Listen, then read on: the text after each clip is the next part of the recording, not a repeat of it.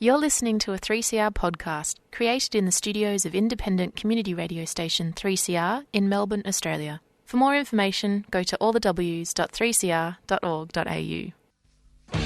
Evil minds that plot destruction, sorcerer of death's construction. In the fields of bodies burning, as the war machine keeps turning. Death and hatred to mankind,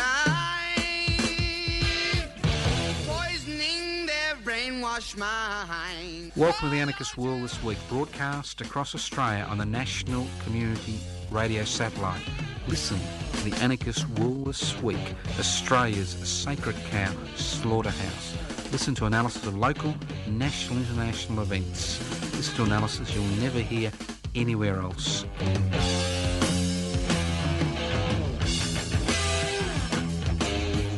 Right, here we are, the Anarchist World This Week. We're back like that dog shit at the bottom of your shoe. You can't really get rid of us. The smell lingers forever.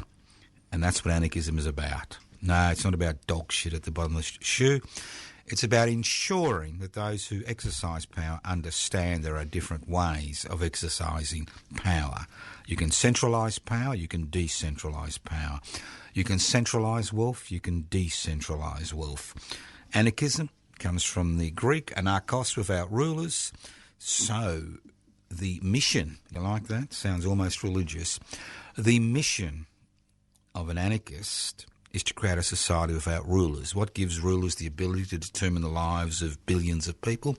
Inequalities in power and wealth. So what is the anarchist struggle based around? It's about devolving power or sharing power, and it's about holding wealth in common and using for the common good. A universal struggle which will continue to the end of the human race.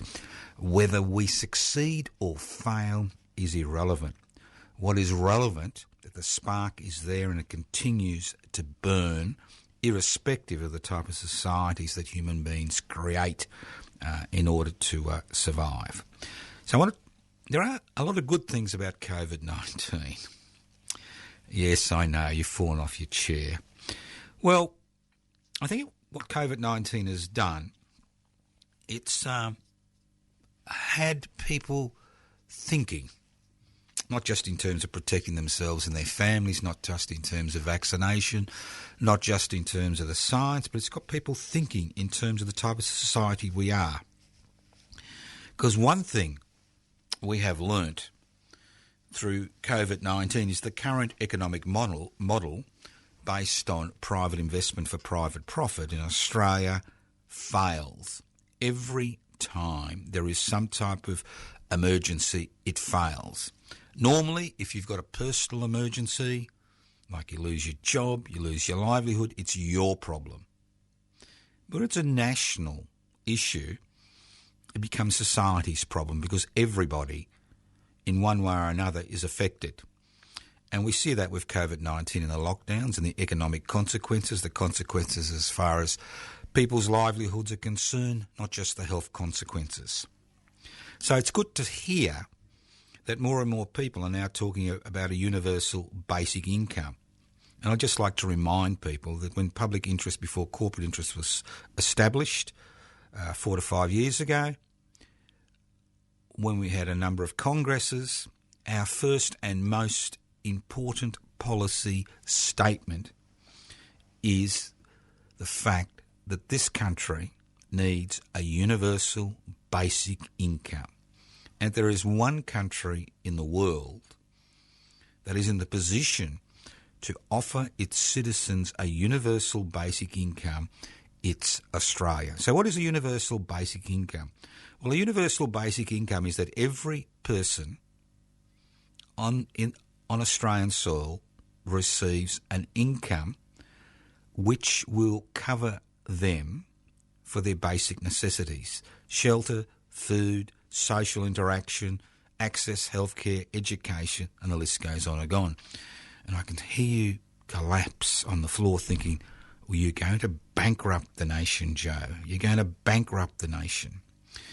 Well, I'll talk about the philosophical basis behind a universal basic income, and then we'll talk about how to finance it in the current economic circumstances. That's right, the current economic circumstances. We don't need to see blood in the streets. And it's very simple.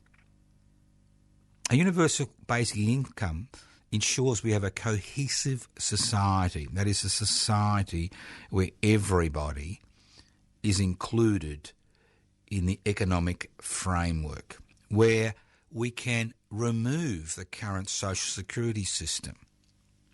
Now, when you say to me, but, if somebody like Gina Reinhardt gets a universal basic income and somebody in social security benefit gets a universal basic income, that's not fair. Well, it's very simple. Obviously, everybody receives a universal basic income, but at tax time, if you earn more than that basic universal income on a sliding scale, the more you earn, the less you receive, and the more goes back into the taxation system. So the taxation system then takes a central role in ensuring that those who don't need it pay it back through tax. Now, what we do by introducing a universal basic income, we get rid of the massive bureaucracy which has been created around the social security system, and those people can then be redeployed in more useful areas like pandemic protection.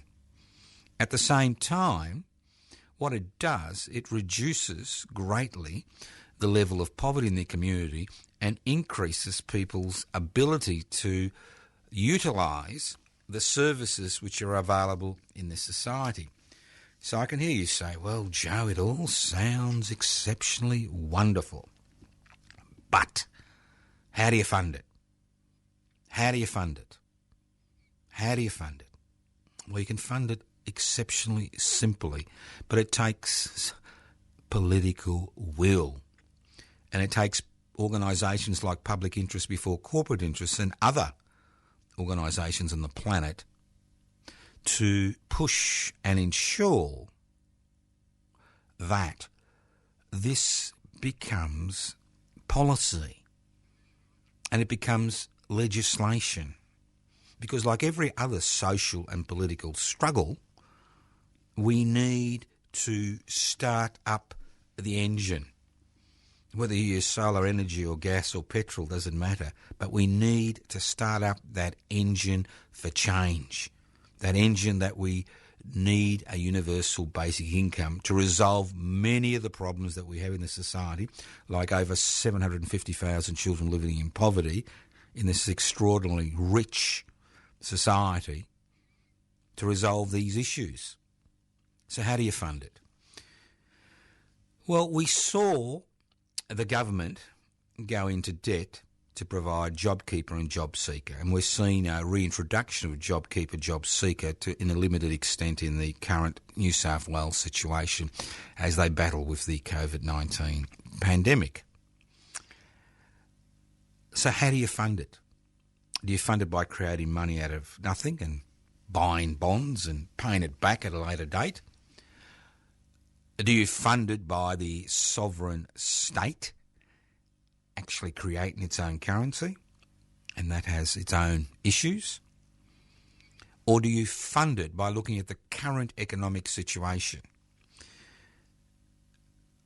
I belief's nothing. I know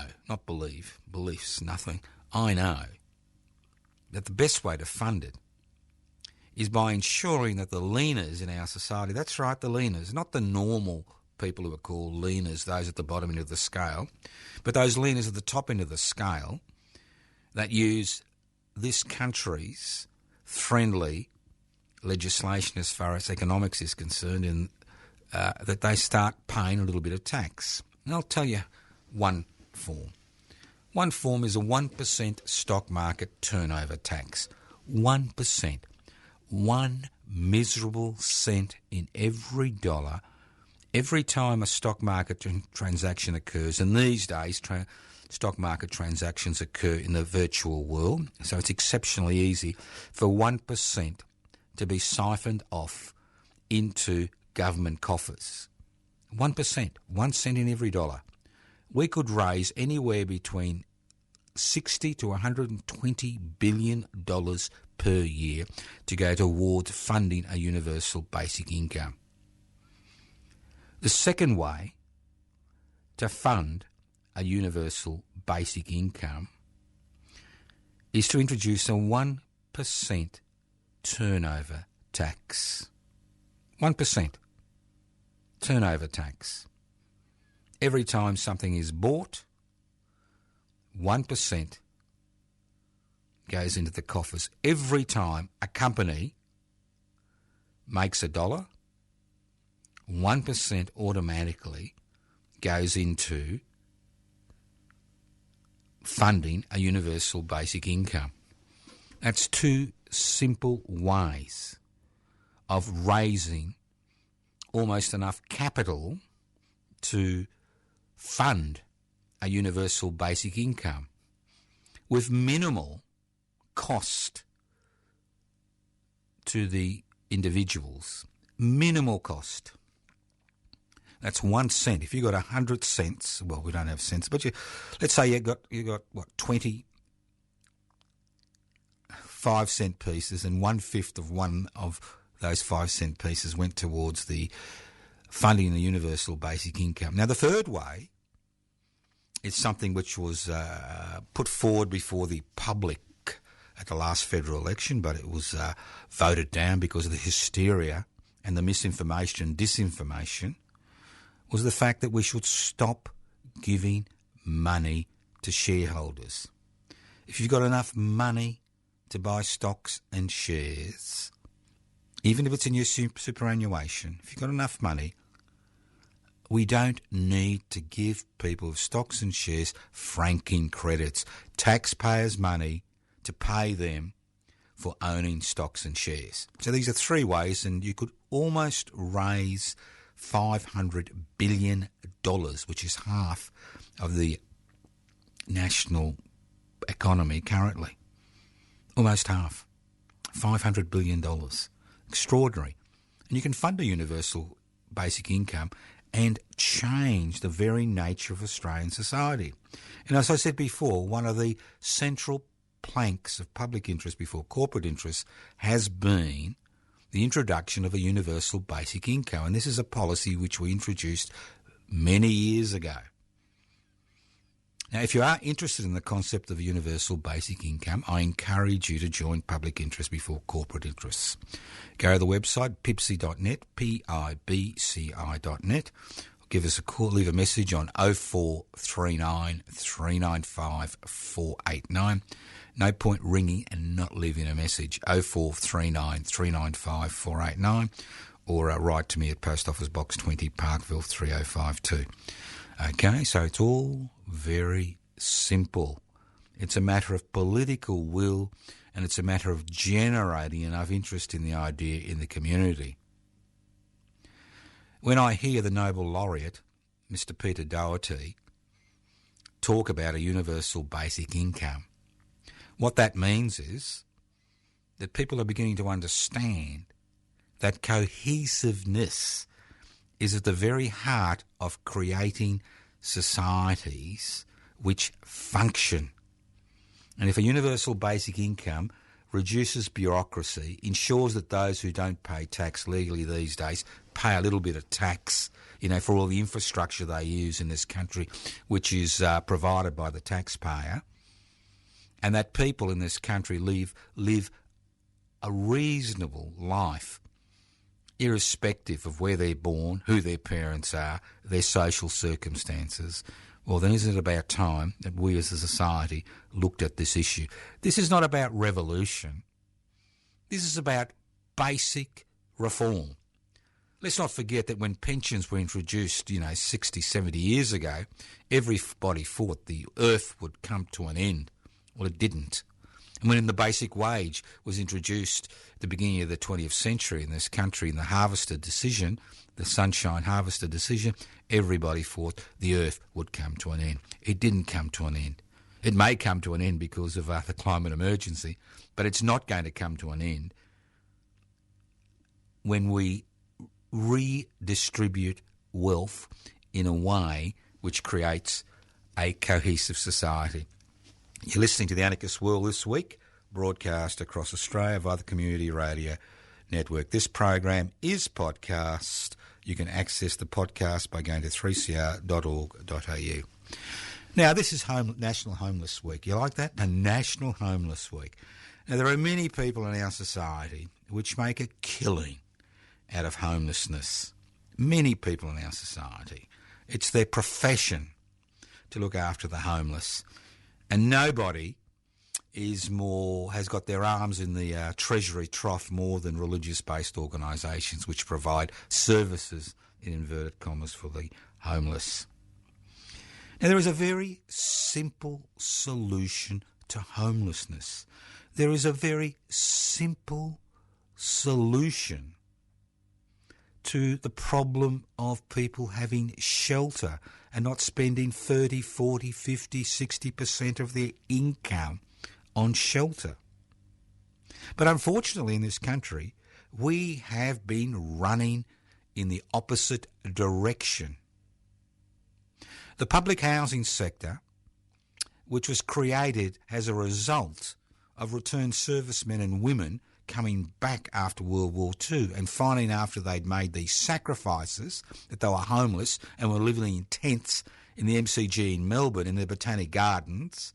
And this was the impetus for the creation of the public housing sector, which we saw grow and grow in the 60s and 70s and the early parts of the 80s. But what we have today is the very political parties and organisations which supported the concept of public housing are now running the other way. And they're talking about privatising public housing. And they're not talking about privatising, and they're not using the privatisation word. They're using words like social housing. And we've seen the Victorian government, be the leader in this gallop towards social housing, community housing, affordable housing. And what do they all have in common? The thing they have in common is they are privately owned, subsidised to a significant degree by state and federal governments, but privately owned, privately managed. The difference between public housing and privately owned housing, whether it's established by religious-based organisations or secular organisations, is the fact that public housing is state-owned, state-managed. And although there are many shortcomings in the public housing sector today, those shortcomings are directly linked. That's right, they're directly linked to the fact that the public housing sector has been starved of funds.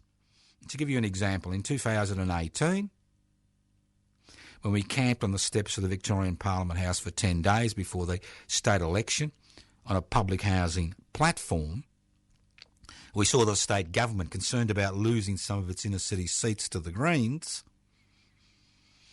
make a promise of building 1,000 new public housing units and homes. 3 years later, what have they done? They haven't built one new public housing home. They've privatised and knocked down public housing units, turning them into private-public partnerships where 90% of those units belong to the private sector, giving away exceptionally expensive land to the private sector to build some substandard homes. And at the same time, we are seeing money flow into the social housing sector where the state government in Victoria stands up and hind legs and says, look at us, what wonderful people we are. We are going to build another 12,000 social housing homes. So we're going to give 12,000 homes to the private sector. What a load of garbage. Now, public housing has profound economic impact. And it's unfortunate that in the 21st century, in 2021, that everybody thinks that everything that is publicly owned, that is owned by the community, is somehow inferior to what is provided by the private sector. So how do we fund a public housing revival? Very simply, by quarantining stamp duty on housing to provide public housing. In Victoria, the Victorian government will be collecting $6 to $7 billion every year from a tax which is levied on people who buy a home. Very simple. That's called stamp duty on real estate. Now, if that money was quarantined for the public housing sector, you could buy or build, you could spot purchase around the community and the state, or build 100,000 public housing units. 100,000. And obviously there's a long lead time in building. You could spot purchase 100,000 homes around the state. And you could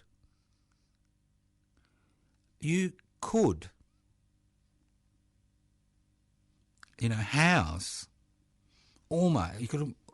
about 150,000 people every year in public housing. Simple.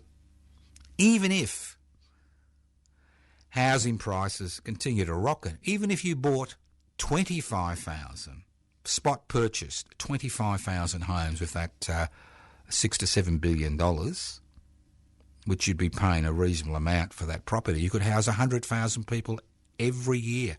And within a decade, you could house over 1 million people in public housing. So what are the advantages of public housing? The first advantage is that it provides secure accommodation for people.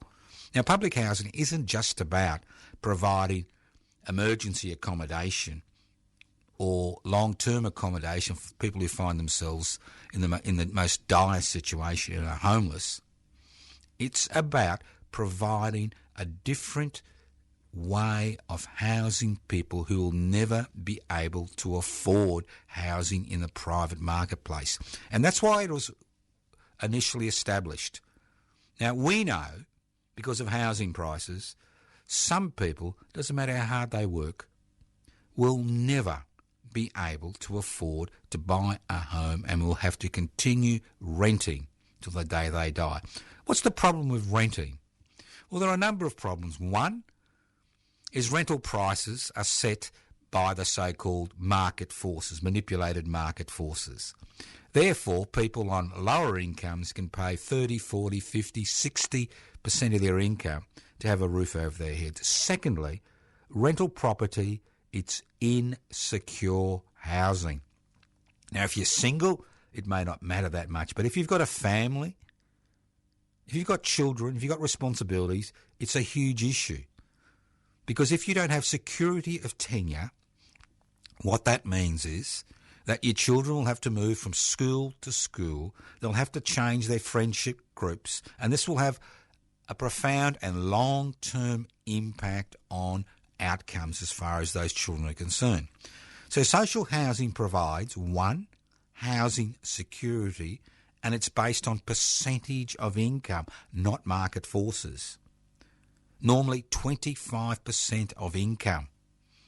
So you could have 3 or 4 children you're responsible for, be on a basic wage, be housed in public housing, and only 25% of your income, not 40% or 50%, goes into paying rent.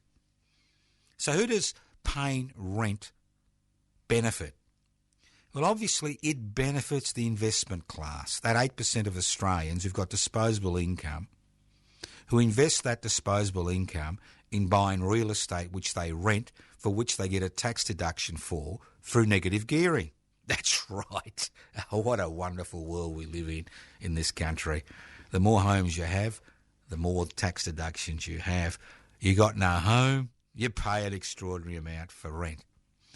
So having a strong public housing sector not only provides secure, affordable accommodation if you're concerned about, putting everybody together in huge, units around the place, multi-storey developments. As I said before, spot purchasing, which was a program which was used in Victoria in the 1980s, and I'm familiar with Victoria, provided wonderful public housing for people around the state. And in my particular profession, I visit people at home who've got profound physical disabilities, and I can assure you that many of the people I have been visiting for years would not have been able to enjoy the life they enjoy and have their children educated in the same area if they did not live in public housing. And we've seen these people pushed out into the private sector, into the social housing sector. So, what are the benefits in having a strong public housing sector? Now, people talk about, how horrible it is in China, okay? They say when the state owns everything, when the state owns everything, it's terrible. Well, you have the same situation when the private sector owns everything, because there is no competition. Yes, I'm using the C word. There is no competition between the privately owned sector and the state-owned sector. The stronger the public housing sector, the more competition with the privately owned housing sector. So the stronger more public houses, less demand for privately owned dwellings, decrease in prices and rents at the lower end of the market as far as real estate is concerned. So a strong public housing sector leads to reduced rents and reduced prices at the lower end of the market, because there are fewer people competing. And again, I'm using capitalist economic and rhetoric here, okay? So I'm using their system to provide a better system. Again, like a universal basic income, it's not about blood in the streets, revolution, changing things overnight, executing, firing squads, the guillotine. No. Simple economic reform based on political will for a change. Going back, nothing new, going back in time. And yes, we can go back in time, and we do go back in time. So let's get back to it. Strong public housing sector, decreased rents, decreased prices at the lower end of the market, as investors divest themselves of that property because they're not making any money. Maybe they want to waste their money on the stock market, which we'll talk about that later on, although everybody thinks it's going gangbusters. So a strong public housing sector provides secure accommodation at a reasonable price. It increases competition. It decreases rents. It decreases prices at the lower end of the market. Also, what it does, it acts as an economic stimulus. Now, everybody talks about a stimulus to the economy because most of economic activity, as we've seen during the COVID-19 crisis, is based around consumption. If you're spending 40 or 50% of your income to pay rent to the private sector, it doesn't mean it means you haven't got much left for the rest of the economy, for the small business, for theatres, for entertainment, for takeaway, and the list goes, cigarettes, and the list goes on and on. There's not much left. But if you only pay 25% of your income into public housing, that leaves 75% that goes back into the economy. And we know, as we've seen with the cash handouts during the COVID-19 crisis, that every time money goes to people at the lower end of the economic scale, they spend that money within a few weeks, and they spend it on basic necessities. So think about it. Public housing, win-win situation. Private housing masquerading as social housing, affordable housing, community housing, lose-lose situation. So why don't we have public housing?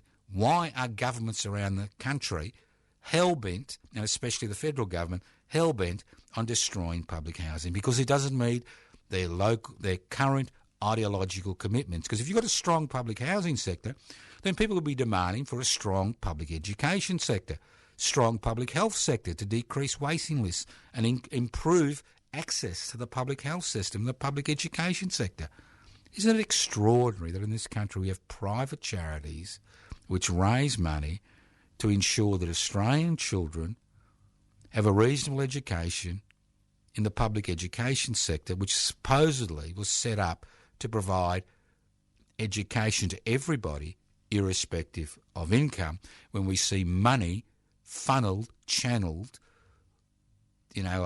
shoveled into the private education sector and the private health insurance industry.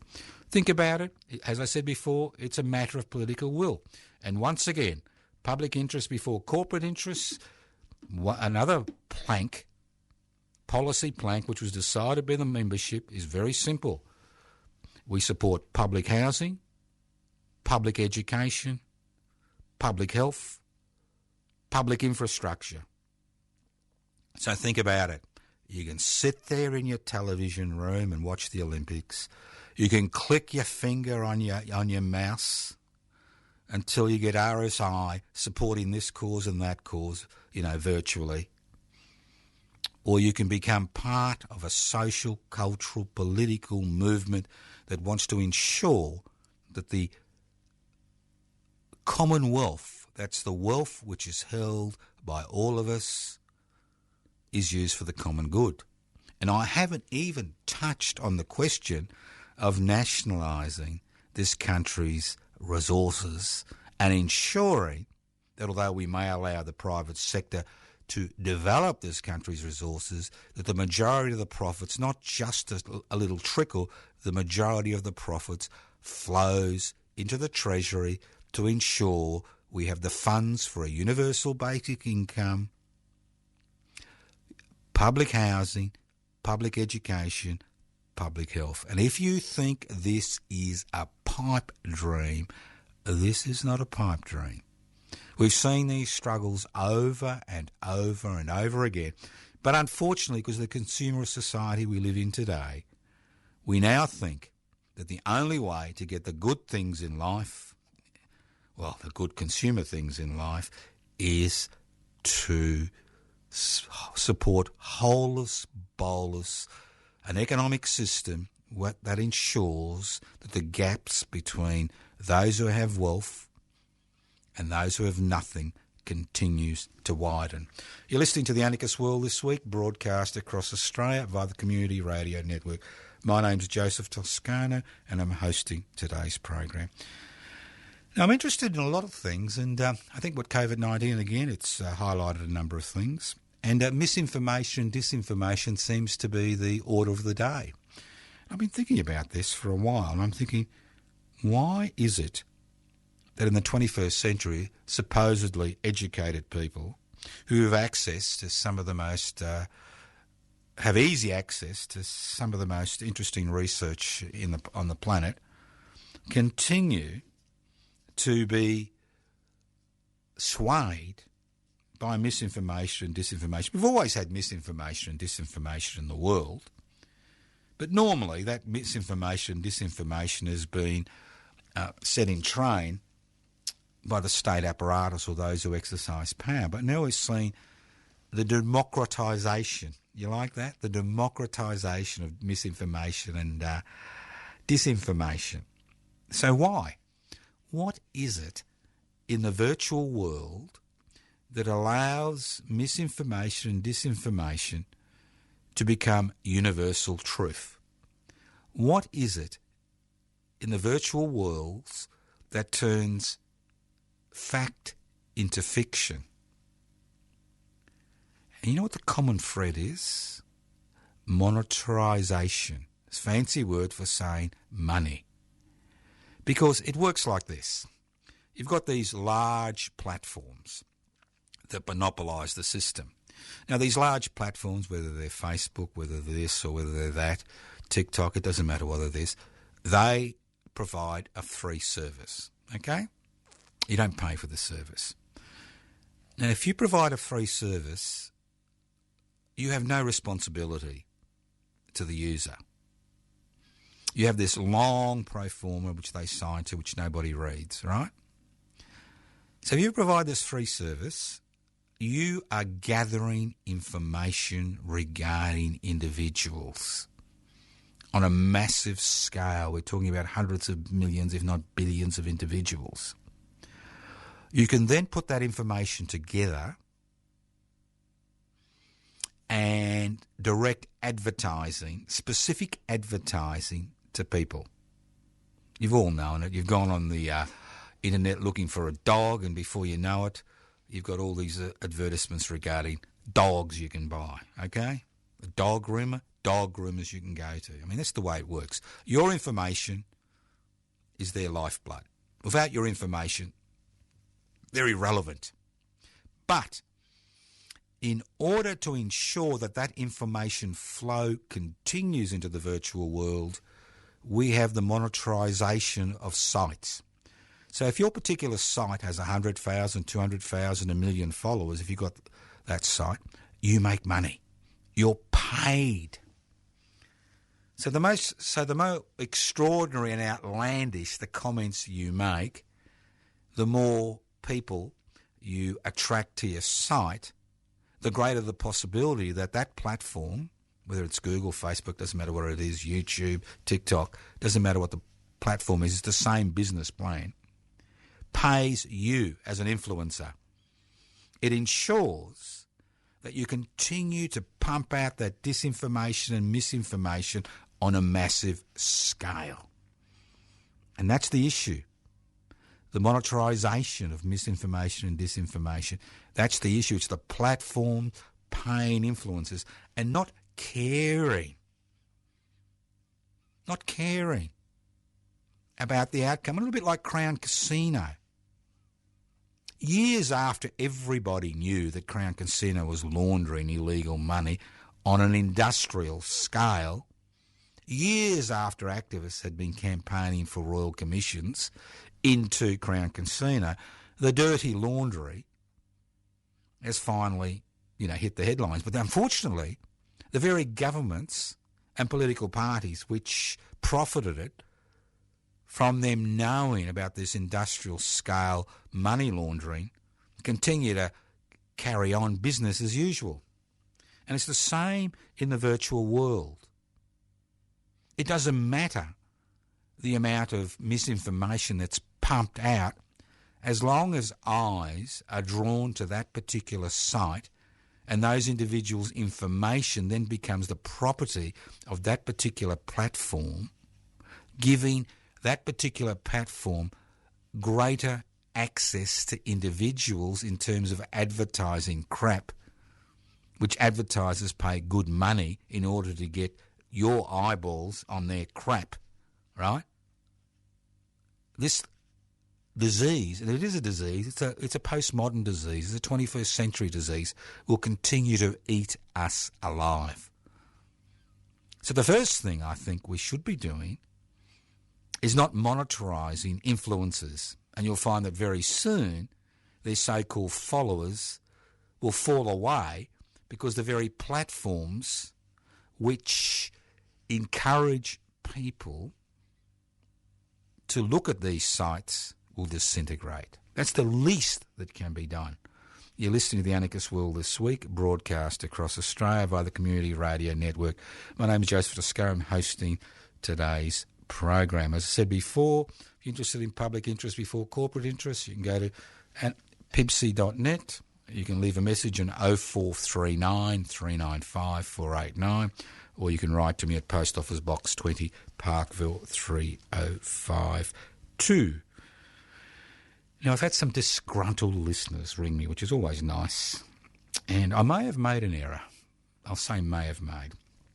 Now, I'm going to say something and see if you can put it together. Aerial ping pong, football, Adam Goodes, A Tale of Two Cities. I'll repeat it again. Aerial ping pong, football, Adam Goodes, A Tale of Two Cities. Now, most of you will remember the unsatisfactory saga regarding Adam Goodes, a First Nations Indigenous footballer who was basically forced to retire because of the reaction from the crowds. I mean, there are a number of television series and a film that's been made about it, and this particular people are a little bit upset that I think in a previous episode a number of months ago that I kind of intimated that the club didn't assist Mr. Goodes. Well, I'm not in the habit of making apologies to clubs or institutions, and I never will. But if somehow supporters of this particular football club felt that I kind of denigrated them for not supporting Mr Goods while the majority of the members did support Mr Goods, well, I withdraw those comments. That's the key, withdraw those comments. But I'd like to make a number of points about what happened, because I want to kind of intertwine them with what's happened in the last few months on the planet. Now, in football, which is called soccer in Australia, but called football in the rest of the world, and in aerial ping pong, which is called Australian rules, there's been different responses. And we haven't seen these responses in Australia, and that's what concerns me regarding the Adams-Good saga. In soccer, at the professional level, especially the higher levels, if players in your team are racially taunted by the opposition spectators, it's not unusual for teams to walk off the field and refuse to play. Now, in the Adams-Good saga, it's really it's a terrible, terrible blot on this country. And I'll tell you why. First of all, we didn't see the Prime Minister or major political figures come out in support of Mr Goods. They were concerned about the voters, obviously, in the crowd. Now, while a few weeks ago we saw Boris Johnson, the British Prime Minister, come out publicly just a few days after people were racially denigrating the three soccer players who missed their penalty shots in the European League, as far as the Football League was concerned. They came out really hard, really quickly. The government and major political and cultural figures came out really hard, really quickly to drown the racists. Did we see this during the Adams-Good saga? Did we see the Swans, which was the club responsible, walk off the field like their football counterparts in Europe, when Mr Goods was racially vilified week after week after week after week? No. Did we see the AFL step in? No. Obviously, we saw the coaching staff from the Swans step in, and we saw many of their supporters come in to assist. But as far as the Australian Football League was concerned, it was not their business. As far as politicians was concerned, it was not their business. As far as important figures in the society was concerned, it was not their business.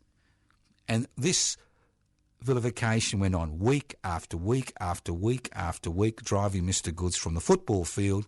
And a few months ago, when he was offered the ultimate accolade, which is being inducted into the AFL Hall of Fame, he refused.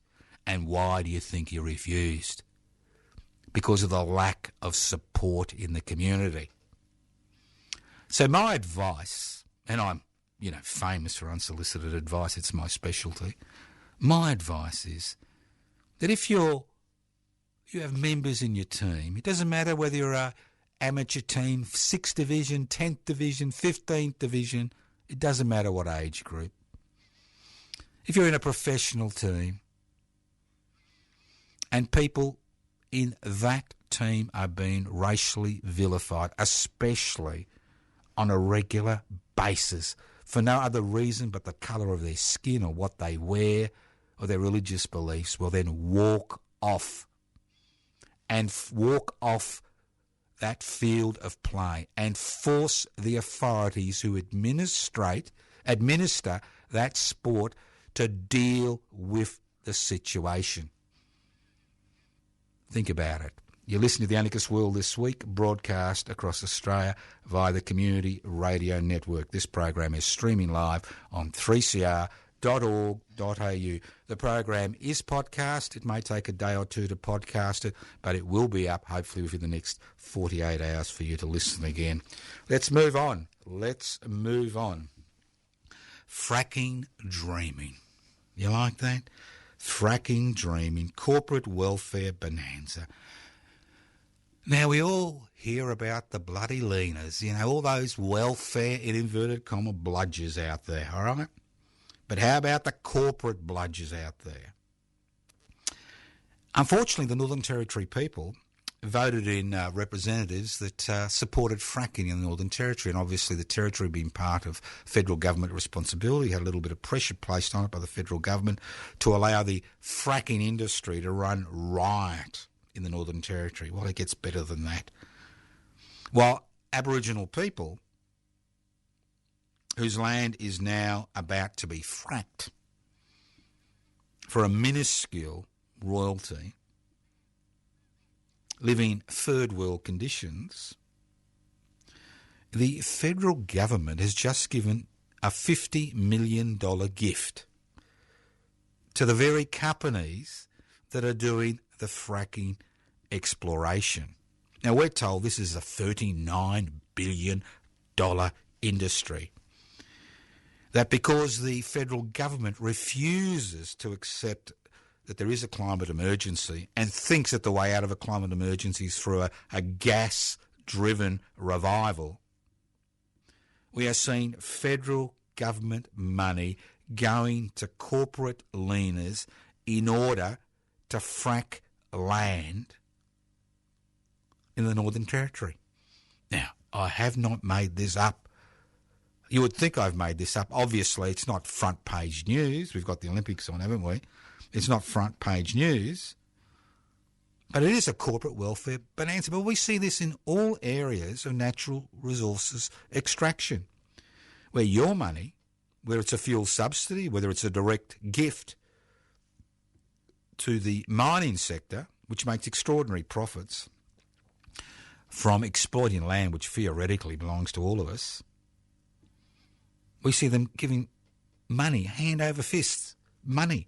If they haven't got enough money to cover their expenses as far as fracking exploration is concerned, well, they shouldn't be in the business of fracking, should they? Why should we give, as a people, as a population, as taxpayers, why should we give handouts to corporations which are poised to make billions of dollars profit by exploiting natural resources sitting directly on Aboriginal land without paying decent royalties to people? Think about it. And you tell me there's no corporate welfare. We've got franking credits, corporate welfare. Okay, look, another few words. Square, Afterpay, franking credits. Euphoria. You pay, they laugh at you. All right, now we've seen what they term as the greatest takeover in Australian history. We've seen Square, which is basically it's an organisation in the United States which dominates the so-called Afterpay industry, which means, in the old days you'd go down to your local shop and you'd like something. You liked that. It was very nice. You liked it. You'd say, "Oh, can I lay by that, please, sir? Or miss? A little kitty, I like that, that dragon over there. Can I lay by it, please?" And they grab the little thing and you'd take it down to the counter and they put it in the back room and you'd pay it off over the next 3 months and, it'd be yours and you'd be really, really excited. Well, we've got a concept now which thinks that it can compete with cash and credit card called Afterpay, which I don't know if all our listeners are familiar with. Well, it's very simple. You like those shoes, $278 for one shoe, $1,000 for two. Well, you take him to the counter and you say, Afterpay! And the company makes money in two ways. It makes money if you forfeit, if you're not able to actually meet your payments, but it also makes money by charging the shop money. Now, this is an inflationary concept because obviously most shops are going to try to recover their loss to Afterpay by increasing prices, and that's why we may have seen an increase in inflation recently. So it has a negative effect on the economy. So that's the model.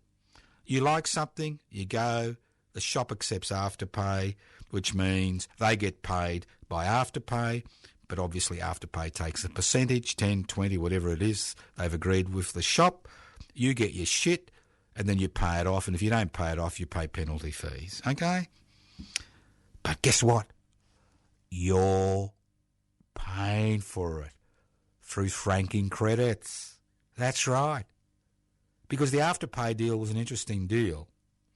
Because it wasn't a cash deal. It wasn't a $39 billion cash deal. It was a share-for-share deal.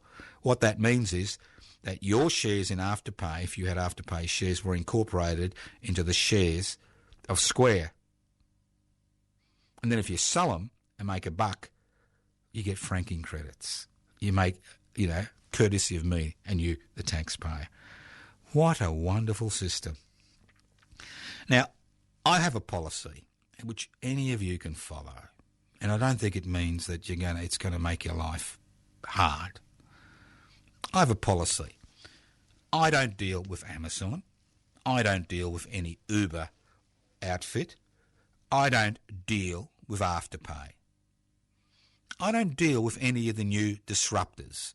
I refuse to give my money to these disruptors who are out there who minimise profits from struggling businesses, especially small businesses, and make their money by exploiting loopholes in legislation and by exploiting people's labour by forcing them to be so-called individual contractors when they're basically little more than employees. I don't support the system. If it means I've got to go to a takeaway shop to get takeaway, I will go to that takeaway shop to get takeaway. If it means that I need to ring up a hotel or a motel to make a booking for a holiday directly, I will make that call directly. And in the majority of cases, I will receive, that's right, I will receive a 10% discount. Because these organisations prefer to deal with the customer directly than these disruptors. So we all have an individual responsibility. Do you want to keep the virtual gangsters' fingers out of your pockets and your wallet, or do you want to feed that frenzy? Every time you use a Uber service, every time you use an Afterpay service, every time you use what you think is a more efficient way of you running your life, every time you buy from Amazon or any other of these organisations, you are supporting the system. You are what lubricates the system. So do what I do and ignore the bastards and get on with your life and keep their little sticky fingers out of your pockets and out of your wallets. You've been listening to The Anarchist World This Week, broadcast across Australia via the Community Radio Network. My name's Joseph Toscano. Websites to go to, anarchistmedia.org, pipsy.net. Websites, Joseph Toscano, public interest, Facebook pages. I've got so many shit I forget. Joseph Toscano. Facebook pages. Public interest before corporate interest. YouTube. Public interest before corporate interest. And the list goes on and on. Ultimately, change comes when people take action. Don't be a misguided misinformationalist. You like that? I've just made that up. Be your own person. Change the world. Look after yourself. And remember, ultimately, we are the people we've been waiting for. That's right. We are the people we've been waiting for. No secular leader, no religious leader, no government, no organisation out there, especially the virtual disruptors, is going to change anything. They just want more of the same. They want to change things by removing everything that we have won over generations. Thank you for listening to The Anarchist World This Week. Listen in next week to The Anarchist World This Week via the Community Radio Network. This program is podcast. Go to 3cr.org.au. That's right, 3cr.org.au. Listen in next week to the Anarchist World This Week on your local community radio station, courtesy of the Community Radio Network. Evil minds that plot destruction, sorcerer of death's construction. An analysis you'll never hear anywhere else. Anarchist World This Week, Australia's sacred cow slaughterhouse. 10 a.m. every Wednesday. Listen to the Anarchist World This Week for an up-to-date analysis of local, national and international events. Poisoning their brainwashed minds. Oh, Lord, yeah.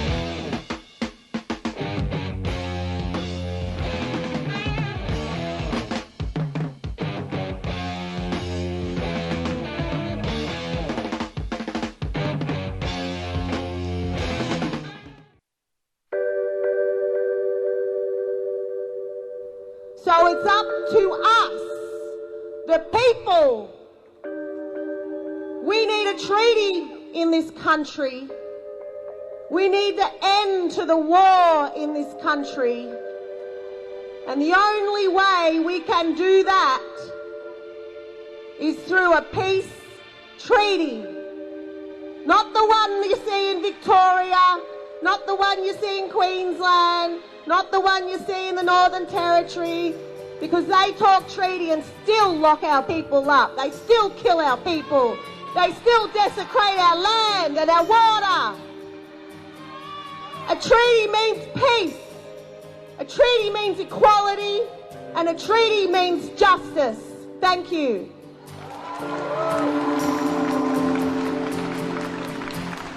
Subscribe to 3CR in 2021.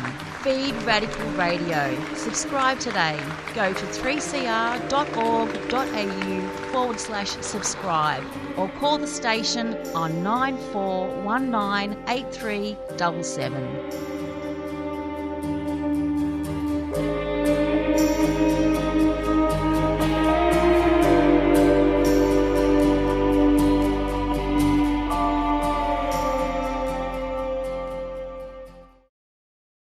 You've been listening to a 3CR podcast produced in the studios of independent community radio station 3CR in Melbourne, Australia. For more information, go to allthews.3cr.org.au.